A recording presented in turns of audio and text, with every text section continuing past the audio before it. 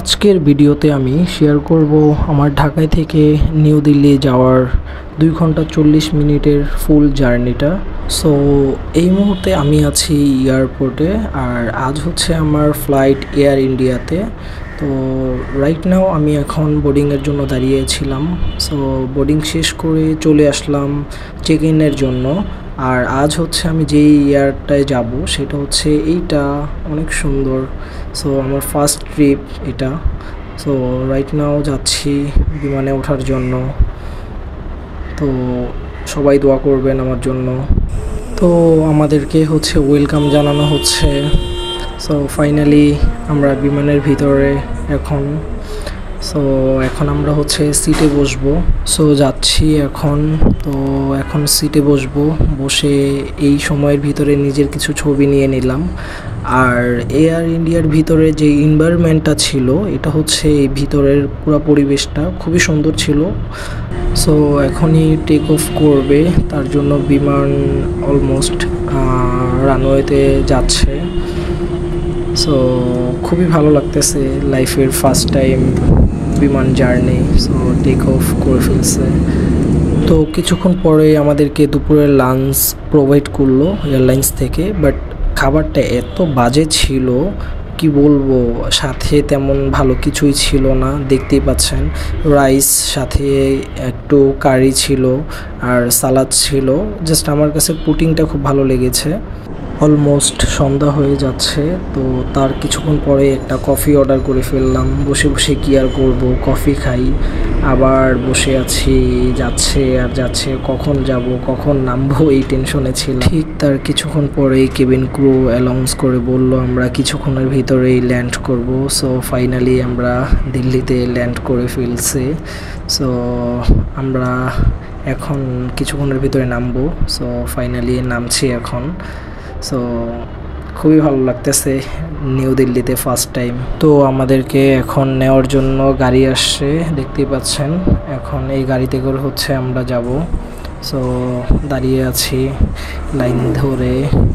এই সেই new Delhi Indira Gandhi international airport. So ভিতরের সাইডটা আমার কাছে খুবই ভালো লেগেছে, বিকজ এয়ারপোর্টটা অনেক বড় ছিল আর দেখতেও অনেকটাই সুন্দর।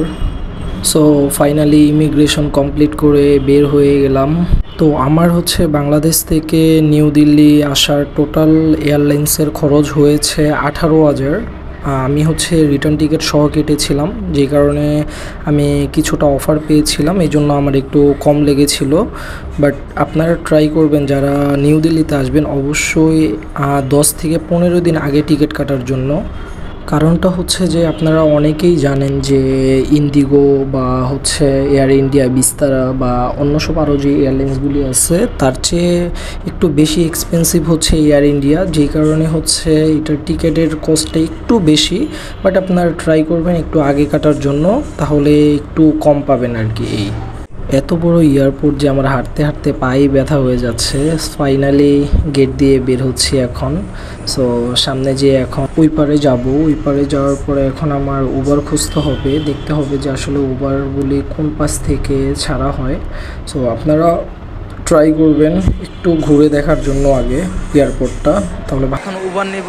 উবার নিয়ে ডিরেক্ট হোটেল। এটা হচ্ছে উবারের একটা এরিয়া। আপনি যখন এয়ারপোর্ট থেকে বের হবেন ঠিক তার সামনেই দেখবেন এই এরিয়াটা দেখা যাচ্ছে। সো আপনি হচ্ছে ট্রাই করবেন উবার থেকে গাড়ি নেওয়ার জন্য, তাহলে একদম সেফলিভাবে আপনি হচ্ছে আপনার গন্তব্যে যেতে পারবেন। বাট আমি বলবো আপনাদেরকে যে বাহিরের গাড়িগুলি না নেওয়ার জন্য। দাদা আপ হ্যাঁ ও সরি পাহাড়গঞ্জ। সো ফাইনালি বসে গেলাম গাড়িতে, যাচ্ছি আমার গন্তব্যে এখন।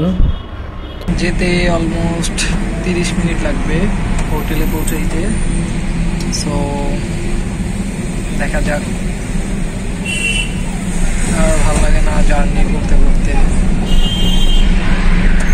আমি কেন বললাম বাহির থেকে গাড়ি না নেওয়ার জন্য, কারণ হচ্ছে আমি যখন উবার থেকে গাড়ি নিয়ে আসছি আমার মাত্র 500 রুপি লেগেছে। বাট বাইরে থেকে আমাকে পাহাড়গঞ্জ যাব, বাট পাহাড়গঞ্জেই সেম অন্য গাড়ি আমাকে বলছে উবারের বাহিরে যেগুলি 1800 রুপি করে বলছিল। সো এই জন্যই আপনারা ট্রাই করবেন উবারটা ইউজ করার জন্য, কারণ এটা সেফলিভাবে আপনি আপনার জায়গায় যেতে পারবেন, প্লাস ভাড়াটা অনেক কম পাবেন।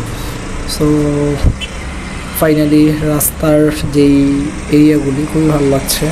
সো ফাইনালি আলহামদুলিল্লাহ সেফলিভাবে আমি আমার গন্তব্যে চলে আসছি। সো যদি আমার এই ভিডিওটি আপনাদের কাছে ভালো লেগে থাকে অবশ্যই একটা লাইক, একটা কমেন্ট আর সাবস্ক্রাইব করতে ভুলবেন না। ওকে, আল্লাহ হাফেজ, আসসালামু আলাইকুম।